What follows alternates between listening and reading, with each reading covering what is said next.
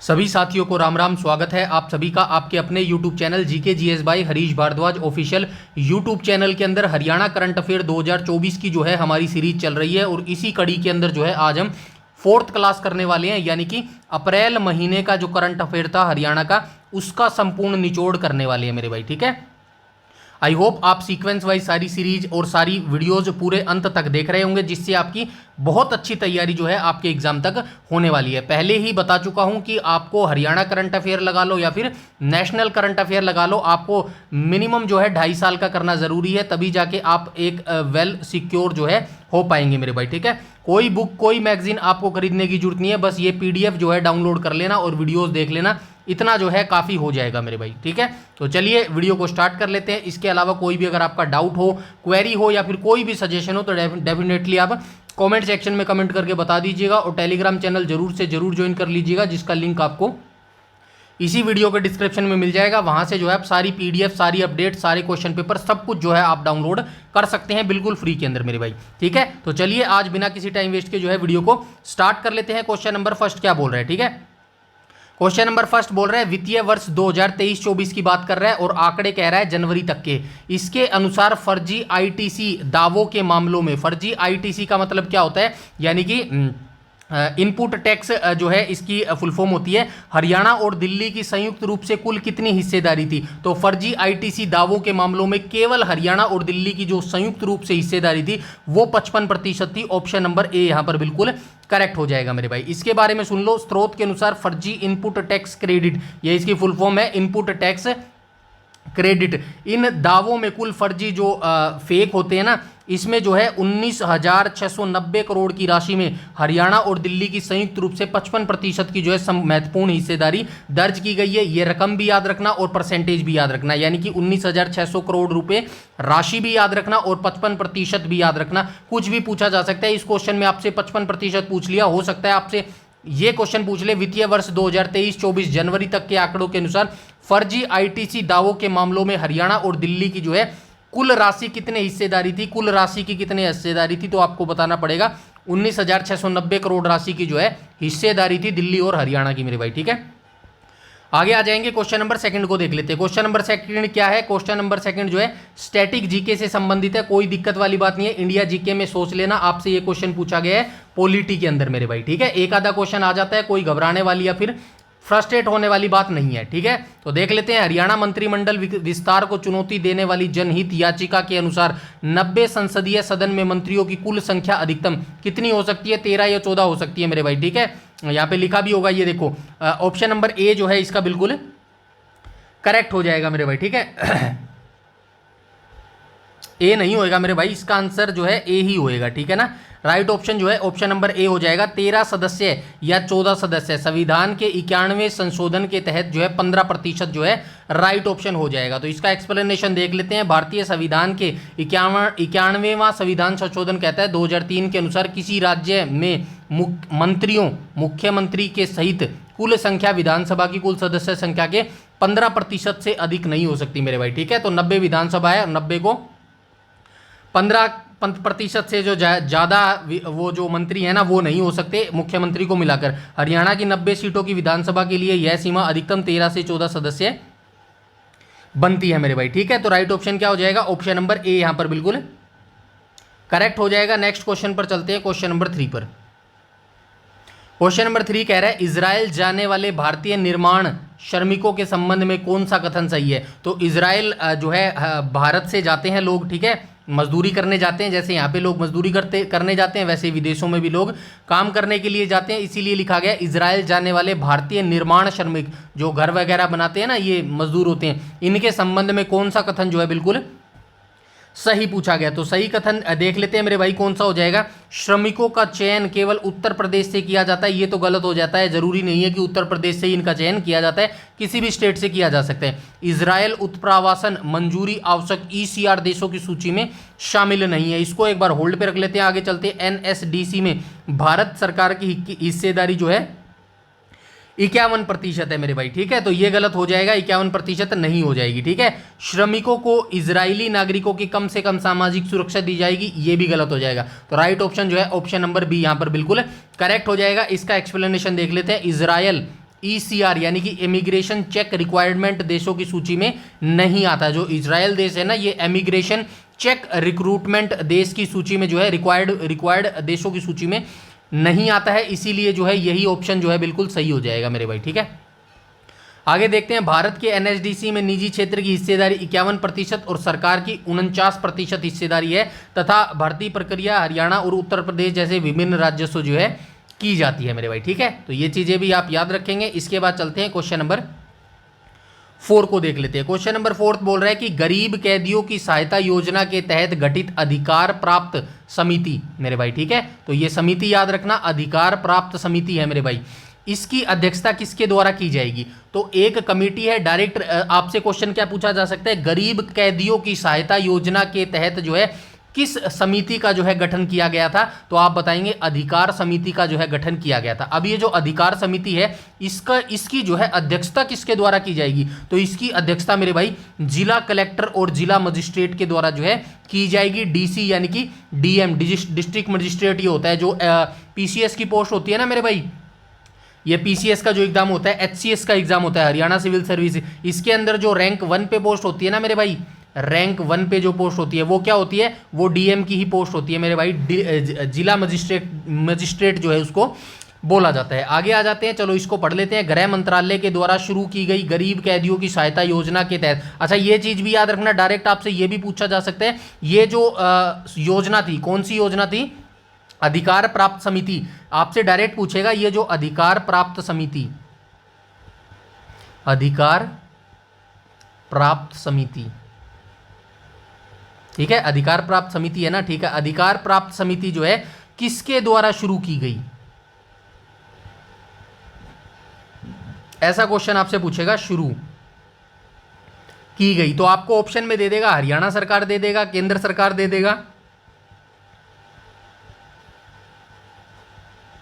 ठीक है। ऐसे आपको ऑप्शन देगा तो आपको बताना पड़ेगा केंद्र सरकार के द्वारा जो है ये स्कीम शुरू की गई है मेरे भाई, ठीक है। इसके अध्यक्ष जिला कलेक्टर, जिला मजिस्ट्रेट, DC DM होते हैं तथा सचिव, पुलिस अधीक्षक और SP जेल अधीक्षक इसके सदस्य होते हैं। तो ये चीज भी याद रखना भाई, आपको ये तो पता चल गया अध्यक्ष इसके कौन होते हैं, साथ में भाई इसके जो है सचिव कौन होता है? सचिव, पुलिस अधीक्षक और जेल अधीक्षक इसके जो है सदस्य होते हैं। ये सारी चीज इंपॉर्टेंट है, कुछ भी आपसे पूछ सकता है मेरे भाई, इसीलिए मैंने ये सारी चीज यहाँ पे लिखी है, ठीक है। क्वेश्चन नंबर 5 पर आ जाएंगे। क्वेश्चन नंबर 5 बोल रहे हैं, सुखना वन्यजीव अभ्यारण्य के पारिस्थितिक रूप में संवेदनशील के बारे में जो है MOEFCC ने हाल ही में क्या निर्णय लिया? तो सुखना वन्यजीव अभ्यारण्य आप सभी जानते हैं कहां पर है मेरे भाई, ये चंडीगढ़ के अंदर है मेरे भाई, ठीक है।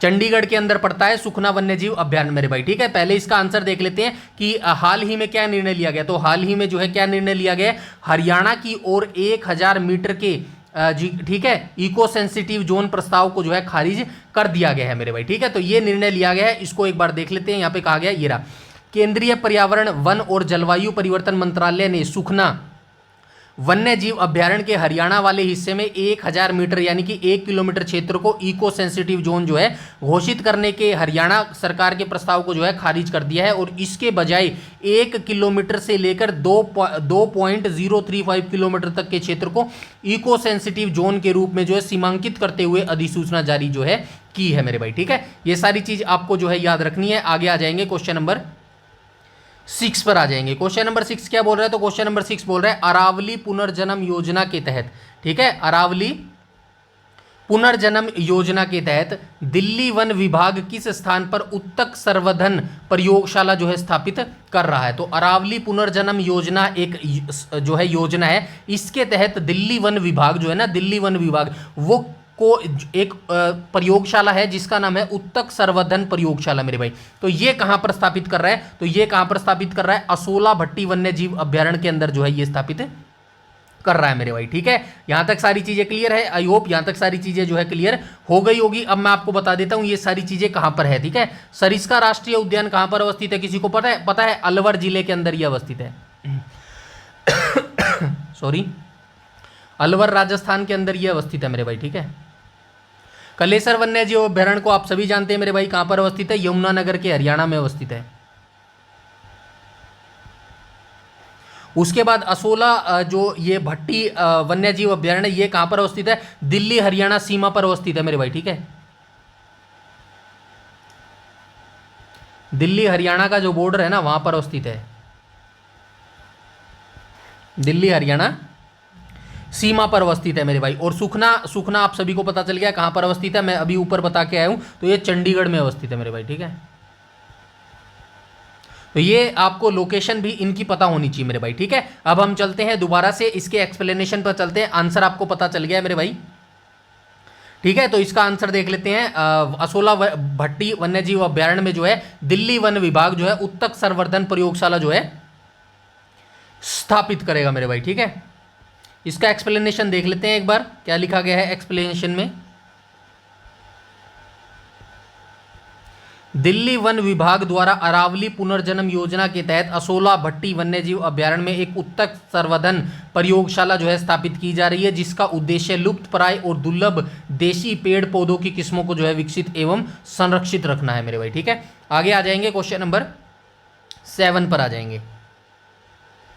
क्वेश्चन नंबर 7 बोल रहा है हरियाणा के राज्यपाल ने हाल ही में श्रीनगर के किस प्राचीन मंदिर का जो है दौरा किया है, जिसे 1990 के दशक में बंद कर दिया था। तो हरियाणा के राज्यपाल, ये करंट अफेयर हम कहाँ का पढ़ रहे हैं? अप्रैल का पढ़ रहे हैं मेरे भाई, ठीक है। अप्रैल 2024 का। इस समय हरियाणा के राज्यपाल कौन होते थे? बंडारू दत्तात्रेय होते थे मेरे भाई, ठीक है। दत्तात्रेय, दत्तात्रेय गलत लिख दिया ना, ठीक है। ये होते थे, इन्होंने जो है हरियाणा के राज्यपाल होते थे अप्रैल 2024 में। तो इन्होंने श्रीनगर के किस प्राचीन मंदिर का दौरा किया था? तो इन्होंने जो है विचार नाग शिव मंदिर का जो है दौरा किया था मेरे भाई, ठीक है। ऑप्शन नंबर सी यहां पर जो है बिल्कुल करेक्ट हो जाएगा। अप्रैल 2024 में कश्मीरी नव वर्ष नवरे, तो ये चीज भी याद रखना, एक स्टैटिक जीके का क्वेश्चन पता चल गया, आपसे डायरेक्ट पूछा जा सकता है। बताइए नव वर्ष नवरे भारत के किस राज्य में जो है सेलिब्रेट किया जाता है? तो आप बताएंगे कश्मीर राज्य में जो है इसको सेलिब्रेट किया जाता है मेरे भाई, ठीक है। अवसर पर हरियाणा के तत्कालीन राज्यपाल बंडारू दत्तात्रेय ने श्रीनगर के प्राचीन विचार नाग शिव मंदिर का दौरा किया। 1990 के दशक में उग्रवाद के चलते बंद हुए इस मंदिर में 35 वर्षों के बाद जो है विशेष पूजा अर्चना मेरे भाई की गई, ठीक है। ये तो पता चल गया अप्रैल 2024 में जो है हरियाणा का राज्यपाल कौन था। वर्तमान में कौन है मेरे भाई, किसी को पता है? अगस्त ही चल रहा है ना, अगस्त 2026 तक। तो अगस्त 2026 तक कौन हो जाएगा मेरे भाई? प्रोफेसर असीम कुमार घोष हो जाएंगे मेरे भाई, ठीक है। ये जो है राइट ऑप्शन हो जाएगा। नेक्स्ट क्वेश्चन पर चलेंगे, क्वेश्चन नंबर 8 को देख लेते हैं मेरे भाई। क्वेश्चन नंबर 8 बोल रहा है हरियाणा में पहली बार, ठीक है, हरियाणा में पहली बार हुई राज्यव्यापी वृक्ष गणना के अनुसार निर्दिष्ट वनों के बाहर कुल कितने पेड़ पाए गए। मतलब कहने का मतलब है, ये क्वेश्चन कह रहा है कि जैसे कि हरियाणा की पेड़ों की गिनती की गई मेरे भाई, ठीक है। मान लेते हैं इस एरिया में जो है हरियाणा के पेड़ों की गिनती की गई, लेकिन इस एरिया के ये जो बाहर वाला एरिया है ना, बाहर वाला एरिया में जो है कितने पेड़ पाए गए, ऐसा क्वेश्चन पूछ रहा है। तो कितने पेड़ पाए गए मेरे भाई? तो ये 4.1 करोड़ पाए गए मेरे भाई, ठीक है। तो हरियाणा में पहली बार हुई राज्यव्यापी, ये पहली बार हुई थी इसीलिए इंपॉर्टेंट है मेरे भाई, ठीक है। पहली बार हुई इसीलिए मोस्ट इंपोर्टेंट है, इसको याद रखना। तो पहली बार हुई राज्यव्यापी वृक्ष गणना के अनुसार जो निर्दिष्ट वनों के बाहर कुल कितने पेड़ पाए गए? 4.1 करोड़ जो है इसके अंदर पेड़ पाए गए। हरियाणा में पहली बार आयोजित की गई राज्यव्यापी वृक्ष गणना के अनुसार राज्य में निर्दिष्ट वन क्षेत्रों के बाहर लगभग 4.1 करोड़ पेड़ पाए गए। इनमें सबसे अधिक पेड़ यमुनानगर जिले में पाए गए। इसको स्पेसिफिक याद रखना, डायरेक्ट आपसे क्वेश्चन कुछ भी घुमा के पूछ सकता है मेरे भाई, ठीक है। डायरेक्ट आपसे क्वेश्चन कैसा पूछेगा अभी आपको बता देता हूं। आपसे क्वेश्चन ऐसा पूछा जाएगा, हरियाणा में पहली बार हुई राज्यव्यापी वृक्ष गणना के अनुसार निर्दिष्ट वनों के बाहर कुल कितने पेड़ पाए गए और सबसे ज्यादा पेड़ हरियाणा के किस जिले में पाए गए, ऐसा आपसे क्वेश्चन पूछेगा मेरे भाई, ठीक है। उसके बाद आ जाते हैं क्वेश्चन नंबर 9 को देख लेते हैं मेरे भाई, ठीक है। तो क्वेश्चन नंबर 9 क्या बोल रहा है? तो क्वेश्चन नंबर 9 बोल रहा है मेरे भाई, राखी गढ़ी के संबंध में हालिया डीएनए विश्लेषण से क्या महत्वपूर्ण निष्कर्ष निकाला गया है। तो राखी गढ़ी के बारे में आप सभी जानते हैं, कौन नहीं जानता। राखी गढ़ी से जो है मोस्टली क्वेश्चन पूछा भी जाता है मेरे भाई, ठीक है। तो देख लेते हैं राखी गढ़ी के बारे में। सबसे पहले जान लेते हैं कि भाई राखी गढ़ी की खोज सबसे पहली बार दो इसके अंदर जो है दो आपको ईयर याद रखने हैं मेरे भाई, ठीक है। कौन कौन से ईयर याद रखने हैं? पहली बार पहचान, चलो यहां से लिखते हैं थोड़ा सा।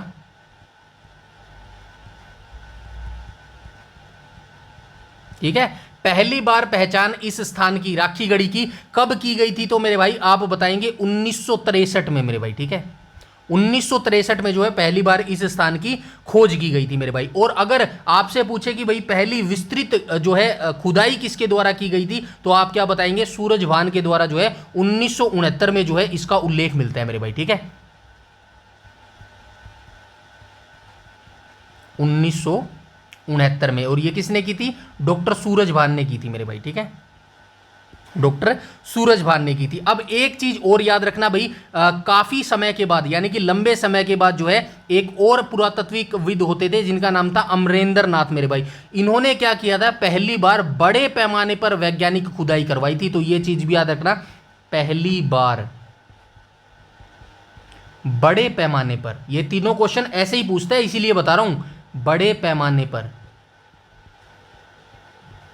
खुदाई, ठीक है। तो ये कब हुई थी मेरे भाई, 1997 98, आप याद रखेंगे 97 आएगा ना, 98 में। और किसके द्वारा की गई थी, अमरेंद्र नाथ के द्वारा की गई थी मेरे भाई, ठीक है। अमरेंद्र बाहुबली वो देखा था ना, वैसे ही याद रखना ना, अमरेंद्र नाथ के द्वारा जो है ये चीज की गई थी मेरे भाई, ठीक है। यहां तक सारी चीजें क्लियर है, आई होप यहां तक सारी चीजें जो है क्लियर हो गई होगी। अब हम चलते हैं इसके आंसर के ऊपर, ठीक है। तो राइट ऑप्शन क्या हो जाएगा, ऑप्शन नंबर सी हो जाएगा। हड़प्पा वासियों का आनुवंशिक मूल 10,000 ईसा पूर्व तक का है मेरे भाई, ठीक है। तो राखी गढ़ी के संबंध में एक डीएनए विश्लेषण से जो है निष्कर्ष निकाला गया है। तो जो हड़प्पा वासी होते थे ना, उनका आनुवंशिक मूल जो है 10,000 ईसा पूर्व तक का था मेरे भाई, ठीक है। यहां तक सारी चीजें क्लियर है। अब इसका जो है हम एक्सप्लेनेशन देख लेते हैं। यहां पे लिखा होगा, ये देखो, राखी गढ़ी से प्राप्त प्राचीन कंकालों के डीएनए। तो दो राखी गढ़ी स्थान है ना, पता है ना कहां पर है, राखी गढ़ी हिसार में है। ये तो लिखना ही भूल गया मैं, चलो ये तो मेन चीज है, ये तो पता होना चाहिए, राखी गढ़ी कहां पर है, हिसार के अंदर है मेरे भाई, ठीक है। तो राखी गढ़ी से जो है कंकाल प्राप्त हुए हैं और उनके डीएनए विश्लेषण से पता चला है कि हड़प्पा सभ्यता के लोगों का आनुवंशिक इतिहास और मूल दक्षिण एशियाई क्षेत्र में लगभग 10,000 ईसा पूर्व से निर्बाध रूप से मौजूद था। इसने आर्य आक्रमण सिद्धांत को खारिज करने और भारतीय उपमहाद्वीप के प्राचीन स्थानीय मूल की पुष्टि करने में महत्वपूर्ण योगदान दिया है। तो ये चीज भी आप याद रखना मेरे भाई, ठीक है। अब कई बार बोलते हैं ना कि भाई जो सिंधु घाटी सभ्यता का विनाश हुआ तो कैसे हुआ, कहते हैं ना कि आर्यों ने जो है आक्रमण कर दिया, तो इसको जो है अब खारिज कर दिया गया है मेरे भाई, ठीक है ना। तो ये सारी चीजें आपको याद रखनी है। नेक्स्ट क्वेश्चन पर आ जाएंगे, क्वेश्चन नंबर 10 पर आ जाएंगे। क्वेश्चन नंबर 10 क्या बोल रहा है, तो क्वेश्चन नंबर 10 बोल रहा है हरियाणा सरकार के द्वारा लॉन्च किए गए वोटर इन क्यू ऐप का मुख्य उद्देश्य क्या है। तो आप डायरेक्ट याद रखना, वोटर इन क्यू ऐप जो है हरियाणा के द्वारा लॉन्च की गई है और इसका मुख्य उद्देश्य क्या हो जाएगा, तो इसका मुख्य उद्देश्य मतदान केंद्रों पर भीड़ की लाइव स्थिति देखना है मेरे भाई, ठीक है। तो ये जो आपसे डायरेक्ट पूछा जाएगा ऐसा ही क्वेश्चन कि भाई हरियाणा सरकार के द्वारा लॉन्च किया गया वोटर इन क्यू एप्लीकेशन है, इसका उद्देश्य क्या है, क्यों इस एप्लीकेशन को लॉन्च किया गया है। तो जो वोट जहां पर डालते हैं ना, फॉर एग्जांपल मान के चलो ये एक जो है एरिया है, यहां पर वोट डाल रहे हैं, तो इस एप्लीकेशन के जरिए, किस एप्लीकेशन के जरिए, वोटर इन क्यू एप्लीकेशन के द्वारा हमें पता लग जाएगा कितनी भीड़ है इस सेंटर पर मेरे भाई, ठीक है। तो ये चीज याद रखना, वोटर इन क्यू ऐप का मुख्य उद्देश्य मतदाताओं को अपने संबंधित मतदान केंद्र पर वास्तविक समय में लगी लाइन भीड़ की स्थिति देखने की सुविधा देना है, ताकि वे अपनी सुविधा अनुसार जो है मतदान कर सके मेरे भाई। अब जैसे आप 9 बजे, सुबह 9 बजे चले गए, इस एप्लीकेशन से अपने को पता चल गया भाई वहां तो पैर रखने की भी जगह नहीं है, तो हम क्या करेंगे, 2 से 3 घंटे के बाद जाएंगे। समझ गए मेरी बात, आई होप आप समझ गए होंगे, ठीक है। आगे चलते हैं, क्वेश्चन नंबर 11 को देख लेते हैं मेरे भाई, ठीक है। क्वेश्चन नंबर 11 क्या बोल रहा है, तो क्वेश्चन नंबर 11 बोल रहा है कि हरियाणा के किस जिले में 400 वर्ष पुरानी भगवान विष्णु और लक्ष्मी की जो है धातु की मूर्तियां मिली है। तो ये कहां से मिली है मेरे भाई, गुरुग्राम से मिली है, ठीक है। तो 400 वर्ष पुरानी, ये एक प्लाट था मेरे भाई, ठीक है। प्लाट क्या होता है, अपन लेते हैं ना, कोई घर प्लाट ले लिया यार, ठीक है, आजकल को प्लाटों का रेट बहुत महंगा हो रहा है मेरे भाई, ठीक है ना, याद रखना इस चीज़ का। तो प्लाट किसी का था, उस पे जो है वो घर बनाने की कोशिश कर रहा था, जो जब वो नींव खोद रहा था ना, प्लाट की नींव खोद रहा था, तो वहां पर जो है ये भगवान विष्णु और लक्ष्मी की जो है धातु की मूर्तियां मिली है। यहां से देख लो, अप्रैल 2024 में गुरुग्राम जिले के मानेसर के पास एक बागनकी गांव है मेरे भाई। ये स्पेसिफिक जो है लोकेशन याद रखना, आप तो डायरेक्ट जो है गुरुग्राम जिला ना पूछकर गांव पूछ लेगा मेरे भाई। कैसा क्वेश्चन पूछेगा, हरियाणा के किस गांव में 400 वर्ष पुरानी भगवान विष्णु और लक्ष्मी की जो है धातु की मूर्तियां मिली है, तो आपको जो है ऑप्शन में देगा बागनकी गांव है। कहां पर है? गुरुग्राम के अंदर है। एक प्लॉट की नींव बोरवेल की खुदाई के समय लगभग 400 वर्ष पुरानी धातु कांस्य की 3 मूर्तियां बरामद हुई है, जिसमें भगवान विष्णु, देवी लक्ष्मी की जो है प्रतिमाएं शामिल है मेरे भाई। ठीक है, आगे आ जाएंगे, क्वेश्चन नंबर 12 को देख लेते हैं। क्वेश्चन नंबर 12 बोल रहे हैं भारतीय एथलेटिक महासंघ ने हरियाणा के किस जिला संघ की जो है मान्यता रद्द कर दी है? तो भारतीय एथलेटिक महासंघ है, इसने हरियाणा के किस जिला संघ की जो है मान्यता रद्द कर दी है? ये काफी इंपॉर्टेंट है भाई। तो राइट ऑप्शन क्या हो जाएगा? ऑप्शन नंबर ए हो जाएगा। पंचकुला जो है इसका राइट ऑप्शन हो जाएगा। यहां से देख लेते हैं, अहमदाबाद में आयोजित राष्ट्रीय अंतर जिला जूनियर एथलेटिक मीट में टीम भेजने में विफल रहने के कारण भारतीय एथलेटिक महासंघ ने देश भर के 16 जिले संघों की मान्यता रद्द कर दी है, जिसमें हरियाणा का पंचकुला जिला संघ शामिल है। दो चीज आपको याद रखनी है, दो चीजें कौन सी याद रखनी है? पूरे देश से 16 जिलों, ठीक है, पूरे देश से 16 जिले के संघों की मान्यता रद्द कर दी है, और हरियाणा का जो है एकमात्र पंचकुला जिले की जो है मान्यता रद्द कर दी है। ये काफी इंपॉर्टेंट है, ये चीजें आप याद रखेंगे मेरे भाई। ठीक है, आगे आ जाएंगे, क्वेश्चन नंबर 13 को देख लेते हैं।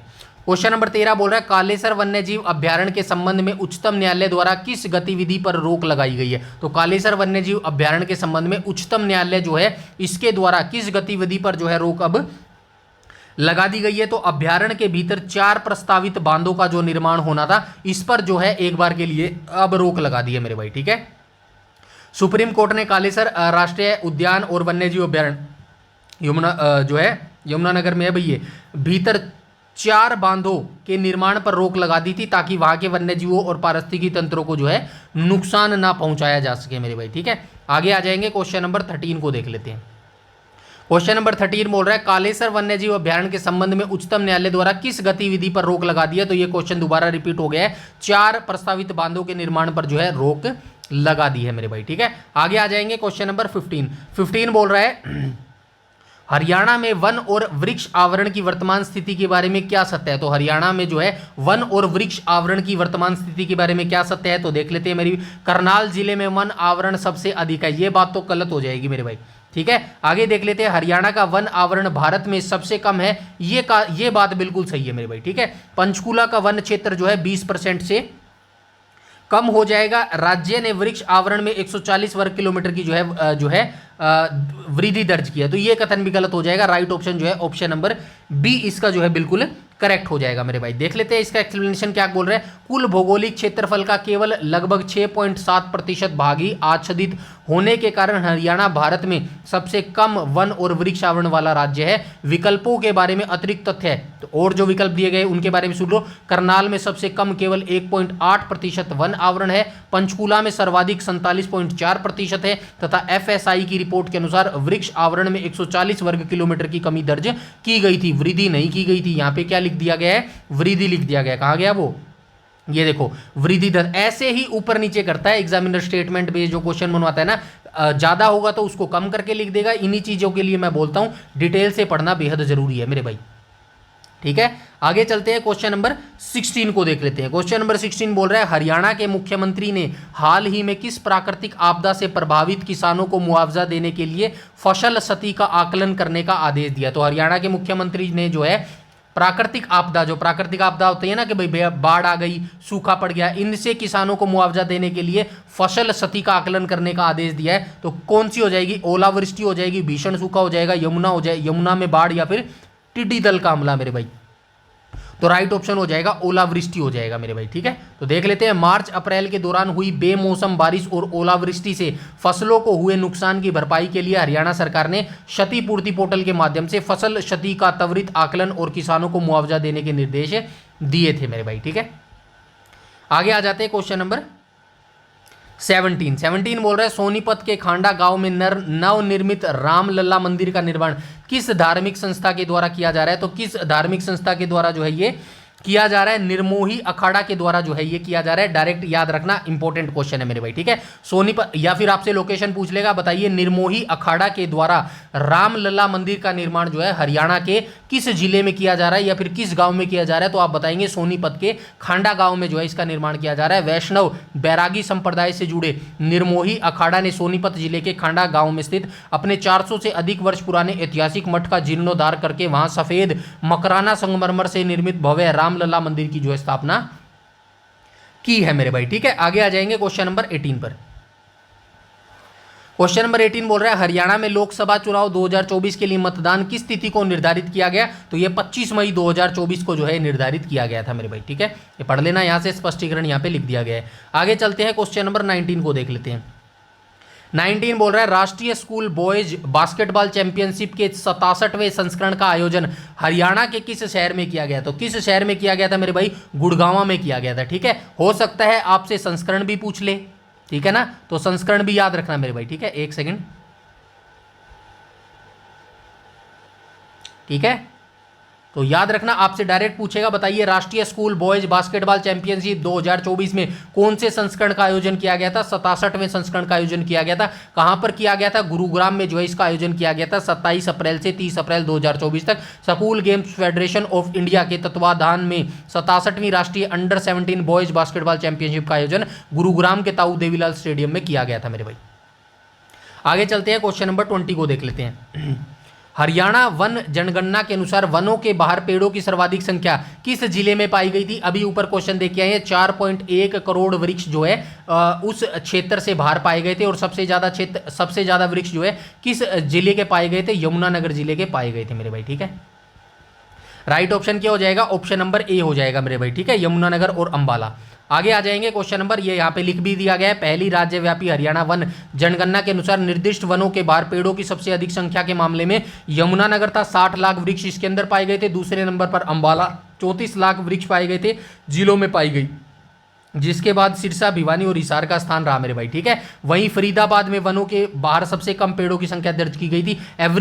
एवरीथिंग मोस्ट इंपॉर्टेंट डाटा है, हर चीज आपको याद रखनी है, कुछ भी पूछा जा सकता है। क्या पता आपसे सबसे कम पूछ ले भाई तो आप फरीदाबाद बता दोगे, क्या पता आपसे दूसरे नंबर का पूछ ले तो आप अंबाला बताओगे। इसीलिए बोलता हूं सारी डिटेल आपको पढ़नी बेहद जरूरी है मेरे भाई। और वर्तमान समय में तो इतनी जो है डिफिकल्ट चीजें आ गई है, एक तो पहली बात तो सरकारी वैकेंसी निकाल नहीं रहे हैं, दूसरी बात निकाल रहे हैं तो बहुत नाम मात्र की वैकेंसी निकाल रहे हैं मेरे भाई, ठीक है ना, वो तो आपको पता ही होगा। और जो निकाल रहे हैं उसमें इतना कैंडिडेट बढ़ जा रहे हैं, इतना हाई कंपटीशन बढ़ जा रहा है, अब या तो क्वेश्चन इतना हाई डिफिकल्ट बना देंगे कि हिल नहीं पाओगे, ठीक है, या फिर कट ऑफ इतनी हाई चली जाएगी जितनी आप सोच नहीं पाओगे मेरे भाई। इसीलिए कहता हूं डिटेल से पढ़ो, पढ़ना है तो मेरे भाई, ठीक है, अदरवाइज आपको टाइम वेस्ट करने की जरूरत नहीं है, ठीक है। नेक्स्ट क्वेश्चन पर आ जाएंगे, क्वेश्चन नंबर 21। राष्ट्रीय हरित अधिकरण एनजीटी ने फरीदाबाद नगर निगम को अरावली में पेड़ों की अवैध कटाई के लिए नोटिस क्यों जारी किया मेरे भाई, ठीक है। तो राष्ट्रीय अधिकरण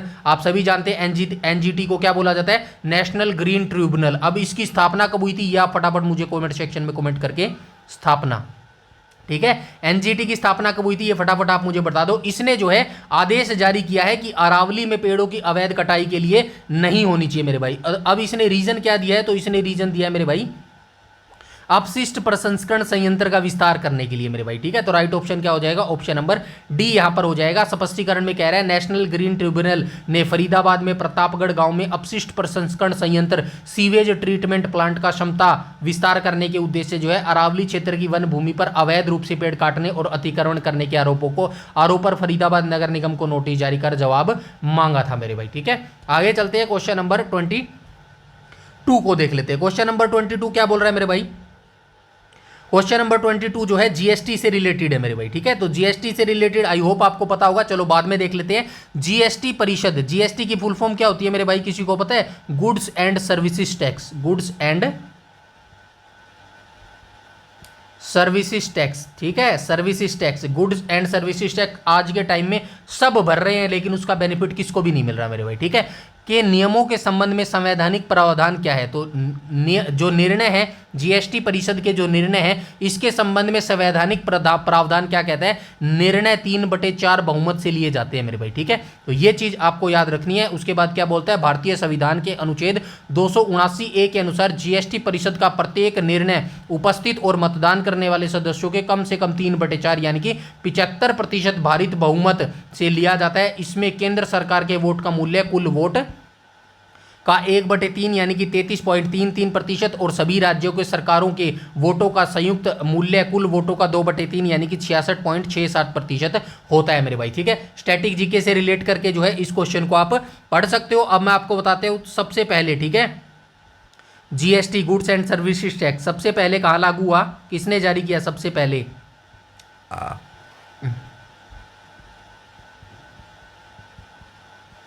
किसने किया था भाई, फ्रांस ने किया था, ठीक है। आ जाएगा क्या, नहीं आएगा, ठीक है। फ्रांस ने कब किया था मेरे भाई, 1954 में किया था, ठीक है। ये विश्व में याद रखना भाई।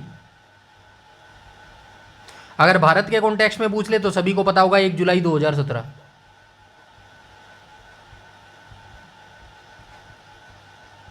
ठीक है। ये स्टैटिक जीके हो गई मेरे भाई, इसको अच्छे से आप याद रखेंगे। आगे चलते हैं भाई, नेक्स्ट क्वेश्चन पर चलते हैं। क्वेश्चन नंबर 23 को देख लेते हैं। क्वेश्चन नंबर 23 क्या बोल रहा है, असोला भट्टी वन्यजीव अभ्यारण्य का पारिस्थितिक महत्व क्या है। तो देख लेते हैं भाई, असोला भट्टी वन्यजीव अभ्यारण्य के बारे में जो है ऊपर हम देख के भी आए हैं, तो आप सभी को पता चला होगा असोला भट्टी जीव अभ्यारण्य जो है कहां पर है, हरियाणा और दिल्ली की बॉर्डर पर है मेरे भाई, ठीक है। तो असोला भट्टी वन्यजीव अभ्यारण्य का पारिस्थितिक महत्व क्या हो जाएगा, यह हो जाएगा, यह अलवर में सरिस्का राष्ट्रीय उद्यान तक जाने वाले वन्यजीव गलियारे का हिस्सा है मेरे भाई, ऑप्शन नंबर ए हो जाएगा, ठीक है। असोला भट्टी वन्यजीव अभ्यारण्य उत्तरी अरावली तेंदुए वन्यजीव गलियारे northern Aravalli leopard wildlife corridor का एक महत्वपूर्ण हिस्सा है जो दिल्ली हरियाणा के गुरुग्राम फरीदाबाद से होते हुए राजस्थान के अलवर स्थित सरिस्का राष्ट्रीय उद्यान तक फैला हुआ है। इंपॉर्टेंट है, याद रखना, ठीक है। आगे चलते हैं, क्वेश्चन नंबर 24 को देख लेते हैं। क्वेश्चन नंबर 24 क्या बोल रहा है, गरीब कैदियों की सहायता देने वाली योजना का मुख्य उद्देश्य है। तो क्या हो जाएगा भाई, ये देख के आए थे ऊपर, जेलों में भीड़ भाड़ कम करना और वित्तीय बाधाओं के कारण बंद कैदियों को रिहा करना ना, ये नहीं होगी मेरे भाई। गरीब कैदियों को सहायता योजना का मुख्य उद्देश्य उन निर्धन कैदियों को वित्तीय सहायता प्रदान करना जो जमानत राशि या जुर्माना न भर पाने के कारण जेलों में बंद है, ताकि उन्हें रिहा किया जा सके और जेलों में भीड़ भाड़ को जो है कम किया जा सके मेरे भाई, ठीक है। तो राइट ऑप्शन जो है यही हो जाएगा, ऑप्शन नंबर डी ही राइट ऑप्शन जो है हो जाएगा मेरे भाई, ठीक है। आगे चलते हैं, भिडराना, ठीक है, ऐसे ही लगते हैं भिडराना, कई बार आपको जो है ऐसा देखने को मिलेगा भिडराना, ठीक है। भिडराना सबसे पहले आपको ये याद रखना है, ये जो भिडराना है ये कहां पर अवस्थित है, किसी को पता है मेरे भाई भिडराना कहां पर अवस्थित है। तो भिडराना कहां पर अवस्थित है, कोई बता सकता है, फतेहाबाद के अंदर अवस्थित है, फतेहाबाद मेरे भाई, ठीक है, फतेहाबाद। और इसकी जो है मेरे भाई क्या कहते हैं, खुदाई, ठीक है। खुदाई किसके द्वारा की गई थी, LS राव के द्वारा जो है इसकी खुदाई की गई थी मेरे भाई, ठीक है। किसके द्वारा की गई थी, SL राव के द्वारा की गई थी, ठीक है।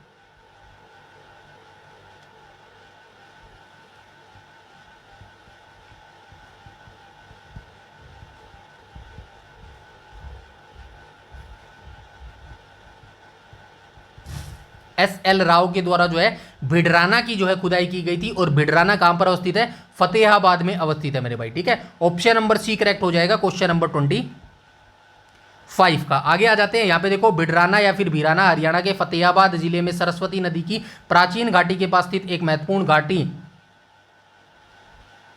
सिंधु घाटी सभ्यता का पुरातात्विक स्थल है, जिसे भारतीय उपमहाद्वीप की सबसे प्राचीन हड़प्पाकालीन बस्तियों में से जो है एक माना जाता है मेरे भाई, ठीक है। आगे आ जाएंगे, क्वेश्चन नंबर 26 पर आ जाएंगे।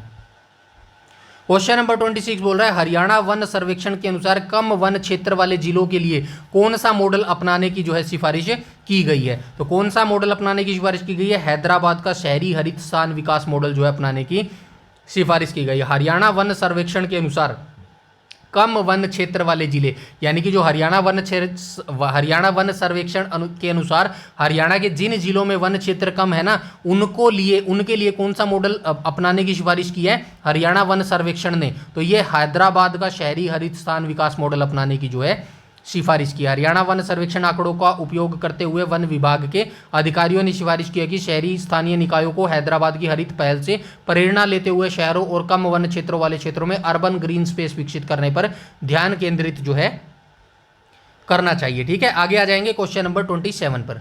क्वेश्चन नंबर 27 क्या बोल रहा है, नवेरेह पर्व किस समुदाय के द्वारा मनाया जाता है जिसका उल्लेख हरियाणा के राज्यपाल के दौरे में के दौरान हुआ था। ये क्वेश्चन ऊपर दे के आए हैं, कश्मीर का ये त्योहार है मेरे भाई। ठीक है, बंडारू दत्ता के द्वारा जो है उद्घाटन किया गया था, तो ये कश्मीरी हिंदू पंडित है मेरे भाई। ठीक है, ऑप्शन नंबर ए यहाँ पर बिल्कुल करेक्ट हो जाएगा। नेक्स्ट पर आ जाएंगे क्वेश्चन नंबर 28 पर। 28 बोल रहा है राखीगढ़ी पुरातात्विक स्थल किस मौसमी नदी के इलाके में स्थित है। तो राखीगढ़ी ये स्टैटिक हरियाणा जीके का क्वेश्चन आप मान सकते हो। तो राइट ऑप्शन जो है क्या हो जाएगा मेरे भाई, घग्गर नदी हो जाएगा। ठीक है, ऑप्शन नंबर जो है घग्गर नदी इसका राइट ऑप्शन हो जाएगा। कहाँ से निकलती है घग्गर नदी, हिमाचल प्रदेश से निकलती है। ठीक है, और यमुना नदी कहाँ से निकलती है, उत्तराखंड से निकलती है, यूके से निकलती है मेरे भाई। ठीक है, साहिबी नदी कहाँ से निकलती है, राजस्थान से निकलती है।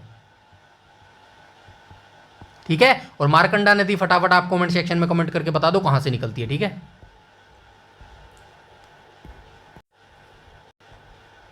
क्वेश्चन नंबर 29 को देख लेते हैं। लोक प्रतिनिधित्व अधिनियम 1951 के तहत मंत्री परिषद के विचार को याचिका में क्या कहा गया है। तो क्या कहा गया है मेरे भाई, तो राइट ऑप्शन क्या हो जाएगा, अवैध, शून्य और असंवैधानिक जो है कहा गया है मेरे भाई। ठीक है, याचिका में यह तर्क दिया गया कि चुनाव आचार संहिता या विधिक प्रावधानों के उल्लंघन में किया गया मंत्रिपरिषद का ऐसा विस्तार कानून की दृष्टि में अवैध, शून्य और असंवैधानिक है मेरे भाई। ठीक है, आगे चलते हैं, क्वेश्चन नंबर 30 को देख लेते हैं।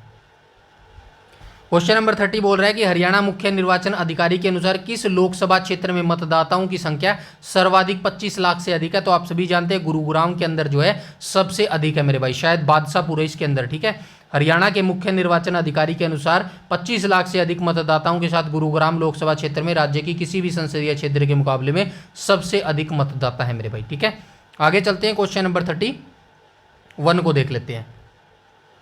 क्वेश्चन नंबर 31 क्या बोल रहे हैं, विनेश फोगाट ने हाल ही में लगातार तीसरी बार ओलंपिक कोटा किस भार वर्ग में जो है हासिल किया है। तो किस भार वर्ग में जो है ये हासिल किया है, राइट ऑप्शन क्या हो जाएगा, क्वेश्चन नंबर 31 का राइट ऑप्शन हो जाएगा 50 किलोग्राम मेरे भाई। ठीक है, ऑप्शन नंबर ए यहाँ पर बिल्कुल करेक्ट हो जाएगा। तो भारतीय पहलवान है विनेश फोगाट, इन्होंने बिश्केक किर्गिस्तान में आयोजित एशियाई ओलंपिक क्वालिफायर के सेमीफाइनल में 50 किलोग्राम वर्ग में जीत दर्ज करके 2024 पेरिस ओलंपिक का टिकट हासिल किया था। यह उनकी लगातार तीसरा ओलंपिक जो है कोटा था मेरे भाई। ठीक है, डोंट वरी, सारे स्पोर्ट्स में एक ही क्लास में करवा दूंगा। क्वेश्चन नंबर 32 देख लेते हैं। 32 बोल रहा है कि हरियाणा में नवनिर्मित नेशनल हाईवे 152G मुख्य रूप से किस जिले से होकर गुजरेगा। तो ये जो है कुरुक्षेत्र से होकर गुजरेगा मेरे भाई। ठीक है, ट्रांस हरियाणा एक्सप्रेसवे या फिर अंबाला कोटपुतली इकोनॉमिक कॉरिडोर के नाम से जाने जाने वाला NH 152G उत्तर में कुरुक्षेत्र गंगहेरी से होकर दक्षिण में महेंद्रगढ़ नारनौल तक जाता है। तो ये जरूरी नहीं है कुरुक्षेत्र ही आपसे पूछेगा, महेंद्रगढ़ भी याद रखना, क्या पता महेंद्रगढ़ पूछ ले मेरे भाई। ठीक है, आगे चलते हैं, क्वेश्चन नंबर 33 पर चलते हैं। क्वेश्चन नंबर 33 बोल रहा है कि हरियाणा शिक्षा विभाग के द्वारा छात्रों की दैनिक उपस्थिति दर्ज कराने के लिए किस पोर्टल का उपयोग अनिवार्य कर दिया गया। तो ये MIS पोर्टल का जो है यूज जो है इंपॉर्टेंट कर दिया गया है मेरे भाई। ठीक है, हरियाणा शिक्षा विभाग ने जो है राज्य के सभी सरकारी और निजी स्कूलों में छात्रों की दैनिक उपस्थिति दर्ज कराने के लिए मैनेजमेंट इंफॉर्मेशन सिस्टम पोर्टल का जो है उपयोग अनिवार्य कर दिया गया है। फुल फॉर्म भी याद रखना MIS की मेरे भाई। ठीक है, क्या हो जाती है, मैनेजमेंट इंफॉर्मेशन सिस्टम इसकी फुल फॉर्म हो जाती है, MANAG मैनेजमेंट इंफॉर्मेशन सिस्टम। ठीक है, आगे आ जाएंगे, क्वेश्चन नंबर 34 पा जाएंगे। क्वेश्चन नंबर 34 बोल रहे हैं अंजुम मोदगिल जिन्होंने 50 मीटर राइफल 3 पोजीशन इवेंट में विश्व रैंकिंग में शीर्ष स्थान प्राप्त किया है, किस खेल से संबंधित है। तो ये निशानेबाजी से संबंध रखती है मेरे भाई, अंजुम मोदगिल मेरे भाई। ठीक है, अंजुम मोदगिल भारत की एक प्रमुख निशानेबाज है जो 50 मीटर राइफल 3 पोजीशन स्पर्धा में भाग लेती है और उन्होंने ISSF विश्व रैंकिंग में शीर्ष स्थान जो है हासिल किया है मेरे भाई। आगे चलते हैं, क्वेश्चन नंबर 35 को देख लेते हैं। क्वेश्चन नंबर 35 बोल रहा है हरियाणा के किस गांव में खुदाई के दौरान भगवान विष्णु और माता लक्ष्मी की प्राचीन मूर्तियां मिली है। तो ये बागगणी गांव है, कहां पर अवस्थित है, गुरुग्राम के अंदर ये अवस्थित है मेरे भाई। ठीक है, आगे चलते हैं, क्वेश्चन नंबर 36 को देख लेते हैं। क्वेश्चन नंबर 36 बोल रहा है हरियाणा के बिजली वितरण विभाग को भारत सरकार के द्वारा कौन सा आधिकारिक रेटिंग प्रदान की गई है? तो हरियाणा का जो बिजली विभाग है ना, इसको रेटिंग दी गई है, और किसके द्वारा दी गई है? भारत सरकार के द्वारा दी गई है। कौन सी रेटिंग दी गई है? A+ रेटिंग जो है ये दी गई है मेरे भाई, ठीक है। भारत सरकार के ऊर्जा मंत्रालय द्वारा जारी एकीकृत रेटिंग में हरियाणा की दोनों बिजली वितरण कंपनियां उत्तर हरियाणा बिजली वितरण निगम और दक्षिण हरियाणा बिजली वितरण निगम को उनके उत्कृष्ट प्रदर्शन और लाइन लॉस में कमी के कारण सर्वोच्च A+ रेटिंग जो है प्रदान की गई है। आगे आ जाते हैं क्वेश्चन नंबर 37 पर। आईपीएल इतिहास में 200 विकेट का आंकड़ा छूने वाले हरियाणा के प्रसिद्ध स्पिन गेंदबाज कौन है? तो ये जो है कौन हो जाएंगे? युजवेंद्र चहल हो जाएंगे। कहाँ से संबंध रखते हैं? हरियाणा के जींद से जो है ये संबंध रखते हैं मेरे भाई, ठीक है। हरियाणा के जींद जिले से संबंध, ठीक है। आगे आ जाएंगे क्वेश्चन नंबर 38 पर। क्वेश्चन नंबर 38 क्या बोल रहे हैं? तो क्वेश्चन नंबर 38 बोल रहे हैं 18वीं लोकसभा चुनाव के दौरान पानीपत में किस श्रेणी के मतदाताओं के लिए विशेष पिंक ग्रीन युवा और PWD बूथ बनाए जाने का निर्णय लिया गया था? तो 18वीं लोकसभा चुनाव आप सभी जानते हैं 2024 में हुई थे, मई के अंदर। इस दौरान पानीपत में किस श्रेणी के मतदाताओं के लिए, मतलब श्रेणी होती है ना, तो उस किस श्रेणी के लिए जो है विशेष पिंक ग्रीन युवा और PWD बूथ बनाए जाने का निर्णय लिया गया था? केवल वरिष्ठ नागरिकों के लिए ये श्रेणी बनाई गई थी, सभी श्रेणियों के समावेशी प्रतिनिधित्व के लिए ये जो है श्रेणी बनाई गई थी, केवल पहली बार मतदान करने वालों के लिए श्रेणी बनाई गई थी, या फिर केवल सरकारी कर्मचारियों के लिए श्रेणी बनाई गई थी? तो इसका राइट ऑप्शन हो जाएगा सभी श्रेणियों के समावेशी प्रतिनिधित्व के लिए जो है ये पिंक ग्रीन युवा PWD जो है श्रेणी बनाई गई थी, याद रखना मेरे भाई, ठीक है। आगे आ जाएंगे क्वेश्चन नंबर 39 को देख लेते हैं। क्वेश्चन नंबर 39 बोल रहा है कुरुक्षेत्र विश्वविद्यालय को हाल ही में किस विशेष क्षेत्र में भारत सरकार के द्वारा पेटेंट प्रदान किया गया था? कुरुक्षेत्र विश्वविद्यालय को हाल ही में जो है ड्रग डिलीवरी सिस्टम के विशेष क्षेत्र में जो है भारत सरकार के द्वारा पेटेंट प्रदान किया गया है। अप्रैल 2024 में भारत सरकार के पेटेंट कार्यालय के द्वारा कुरुक्षेत्र विश्वविद्यालय को कार्बोजिलिक मैथोलोज ester based drug delivery system के लिए पेटेंट प्रदान किया गया। इसके साथ ही यूनिवर्सिटी को कैंसर उपचार से संबंधित दवा संयोजन के लिए भी पेटेंट मिला था मेरे भाई, ठीक है। आगे चलते हैं क्वेश्चन नंबर 40 पर चलते हैं। क्वेश्चन नंबर 40 बोल रहा है सुप्रीम कोर्ट ने यमुनानगर स्थित किस वन्यजीव अभ्यारण्य के भीतर निर्माण कार्यों पर रोक लगा दी थी? तो 3 बांधों के ऊपर जो है ये रोक लगा दी थी मेरे भाई। आई होप आपको पता होगा, कलेसर वन्यजीव अभ्यारण्य था मेरे भाई, ठीक है। कलेसर वन्यजीव अभ्यारण्य कहाँ पर है? यमुनानगर के अंदर अवस्थित है। अबूब शहर कहाँ पर है? सिरसा के अंदर है। छिलछिला कहाँ पर है? कुरुक्षेत्र के अंदर है। सुल्तानपुर कहाँ पर है? गुरुग्राम के अंदर है मेरे भाई, ठीक है। ये सारी चीजें आपको याद रखनी है। आगे आ जाएंगे क्वेश्चन नंबर 41 के ऊपर आ जाएंगे। 33वीं राष्ट्रीय सब जूनियर बालिका कबड्डी प्रतियोगिता में हरियाणा की टीम ने कौन सा स्थान हासिल किया है? तो हरियाणा ने कौन सा स्थान हासिल किया है मेरे भाई? पहला स्थान हासिल किया है। ऑप्शन नंबर सी यहां पर बिल्कुल करेक्ट हो जाएगा। पटना बिहार में आयोजित 33वीं राष्ट्रीय सब जूनियर बालिका कबड्डी प्रतियोगिता के फाइनल मुकाबले में हरियाणा की टीम ने राजस्थान को हराकर पहला स्थान जो है गोल्ड मेडल हासिल किया है। मोस्ट इंपॉर्टेंट है, इसको याद रखना मेरे भाई, ठीक है। आगे आ जाएंगे क्वेश्चन नंबर 42 को देख लेते हैं। क्वेश्चन नंबर 42 बोल रहा है कि हरियाणा सरकार ने वित्तीय वर्ष 2024 के लिए खेल विकास हेतु कुल कितना बजट आवंटित किया है? तो 510.36 करोड़ रुपए जो है बजट ये 2024 में प्रस्तावित किया था मेरे भाई, ठीक है। आगे चलते हैं क्वेश्चन नंबर 43 को देख लेते हैं। 43 बोल रहा है राज्य ऊर्जा दक्षतांक में हरियाणा को राष्ट्रीय स्तर पर कौन सा स्थान प्राप्त हुआ है? दूसरा स्थान प्राप्त हुआ है। 2024 की बात कर रहा है, याद रखना। नवीकरणीय ऊर्जा विभाग हरेडा के प्रयासों के कारण हरियाणा ने राष्ट्रीय ऊर्जा संरक्षण पुरस्कार समारोह के अंतर्गत ऊर्जा दक्षता सूचकांक best performing state designated agency श्रेणी में दूसरे स्थान जो है हासिल किया है मेरे भाई, ठीक है। आगे आ जाएंगे क्वेश्चन नंबर 44 पर। क्वेश्चन नंबर 44 बोल रहा है भारतीय रेलवे ने किस राज्य का नेटवर्क 100% विद्युतीकरण होने वाला देश का पहला राज्य बन गया? तो ये हरियाणा बन गया मेरे भाई, ठीक है। मोस्ट इंपोर्टेंट है, याद रखना। कोई भी चीज जो पहली बार होती है वो इंपॉर्टेंट होती है, तो राइट ऑप्शन जो है ऑप्शन नंबर बी हो जाएगा। 100% इलेक्ट्रिकरण हो गया मेरे भाई। भारतीय रेलवे ने मार्च 2023 में हरियाणा के संपूर्ण रेलवे नेटवर्क का 100% विद्युतीकरण कार्य पूरा कर लिया था, जिससे हरियाणा 100% विद्युतीकरण ब्रॉडगेज नेटवर्क वाला देश का पहला राज्य बन गया मेरे भाई, ठीक है। आगे आ जाते हैं क्वेश्चन नंबर 45 को देख लेते हैं। क्वेश्चन नंबर 45 बोल रहा है कि साक्षी मलिक को कहां से संबंध है? रोहतक से संबंध है। क्या खेलती है? कुश्ती खेलती है, ठीक है। क्या बोल रहा था मैं, हाँ, साक्षी मलिक को हाल ही में किस अंतर्राष्ट्रीय प्रतिष्ठित सूची में भारत का प्रतिनिधित्व करने के लिए शामिल किया गया? टाइम्स पत्रिका के 100 सबसे प्रभावशाली लोगों में जो है इनको शामिल किया गया। हरियाणा की ओलंपिक पदक विजेता पहलवान साक्षी मलिक को वर्ष 2024 की टाइम्स पत्रिका के सबसे 100 प्रतिभाशाली लोग की सूची में जो है शामिल कर लिया गया है। आगे चलते हैं भाई, क्वेश्चन नंबर 46 को देख लेते हैं। 46 बोल रहा है, हरियाणा के सरकारी स्कूलों में छात्रों को पोषण और बागवानी सिखाने के लिए कौन सी नई योजना लागू की जा रही है? तो हरियाणा के जो सरकारी स्कूल है ना, इनके अंदर अब जो छात्रा होती है ना, लड़कियां होती है, इनको पोषण और बागवानी सिखाने के लिए कौन सी नई योजना शुरू की गई है? तो किचन गार्डन योजना जो है ये शुरू की गई है मेरे भाई, ठीक है। तो यहां से पढ़ लेना, हरियाणा सरकार ने सरकारी स्कूलों में किचन गार्डन योजना जो है शुरू की है। इसके तहत स्कूलों में खाली पड़ी जमीन या छत पर जैविक सब्जियां और फल उगाए जाते हैं ताकि छात्रों को बागवानी और पोषण की जानकारी मिलने के साथ मिड डे मील में ताजी और पौष्टिक सब्जियां दी जा सके। बहुत बढ़िया मेरे भाई। चलो आगे चलते हैं, क्वेश्चन नंबर 47 को देख लेते हैं मेरे भाई, ठीक है। 47 बोल रहा है कि मनदीप जांगड़ा ने अमेरिका में किस प्रतियोगिता में इंटरकॉन्टिनेंटल खिताब जीतकर इतिहास रच दिया है? तो प्रोफेशनल बॉक्सिंग में जो है इन्होंने इतिहास जीत दिया मेरे भाई। हरियाणा के प्रसिद्ध मुक्केबाज है जिनका नाम है मनदीप जांगड़ा। इन्होंने अमेरिका में आयोजित वर्ल्ड वाइड बॉक्सिंग काउंसिल की intercontinental super the featherweight championship जीतकर यह उपलब्धि हासिल की है। कमेंट सेक्शन में बता दो ये जो मनदीप जांगड़ा जो है हरियाणा के किस जिले से संबंध रखते हैं मेरे भाई, ठीक है।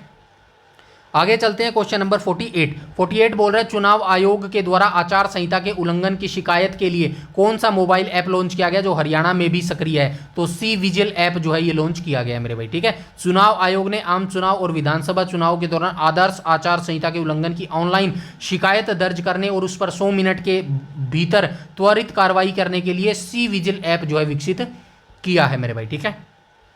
आगे आ जाएंगे क्वेश्चन नंबर 49 पर। 49 को देख लेते हैं, हरियाणा सरकार ने किस वर्ष तक पूरे राज्य को नशा मुक्त बनाने का जो है लक्ष्य निर्धारित किया है? तो इसके दो आंसर हो गए मेरे भाई, 2026 और 2027। ऐसे अगर ऑप्शन मिले तो इस पर टिक करके आना, और वैसे 2026 या 2027 में से जो मिले वो आपको टिक करना है। कैसे मिलेगा देखो, वर्ष 2026 प्रारंभिक वर्ष, इस वर्ष 2 अगस्त 2026 से संकल्प अभियान की आधिकारिक शुरुआत की गई। इसके तहत राज्य स्तर पर एंटी ड्रग टास्क फोर्स का जो है गठन किया गया और कड़े प्रशासनिक नियम लागू किए गए। वर्ष 2027 सघन कार्य योजना, यह वर्ष 100 हफ्तों के अभियान का मुख्य क्रियान्वयन चरण है। इसका उद्देश्य राज्य के युवाओं को खेलों से जोड़ना और नशे की सप्लाई चेन को पूरी तरह से तोड़ना है। वर्ष 2027 दीर्घकालिक विजन, यह केंद्र और राज्य सरकार का अंतिम दीर्घकालिक लक्ष्य है। इसके तहत विकसित भारत @2047 के साथ हरियाणा को पूरी तरह से हमेशा के लिए नशा मुक्त बनाना तय करना है मेरे भाई।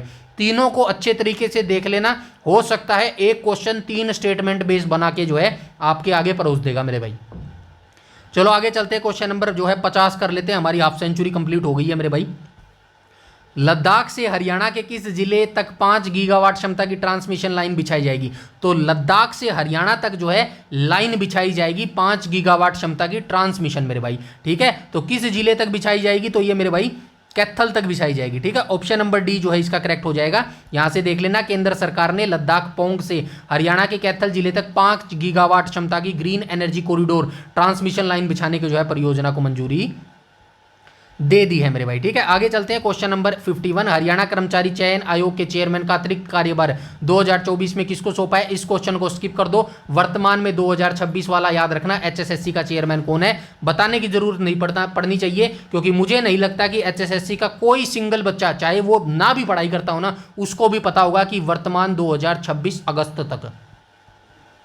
अगस्त तक एचएसएससी का जो चेयरमैन है कौन है, ठीक है, अध्यक्ष, ठीक है। चलो हिंट दे देता हूं आपको भाई, कोई एक आधा बच्चा रह गया हो कि भाई आज जो है आयोग में आज जो है एचएसएससी में बहुत सारे स्टूडेंट्स का मिलना हुआ और उनकी जो है प्रॉब्लम्स को देखते हुए जो है त्वरित समाधान जो है आदेश दे दिए गए हैं। फटाफट कमेंट सेक्शन में लिख दो मेरे भाई, इसको छोड़ देना है, 2024 का करंट अफेयर है, ठीक है।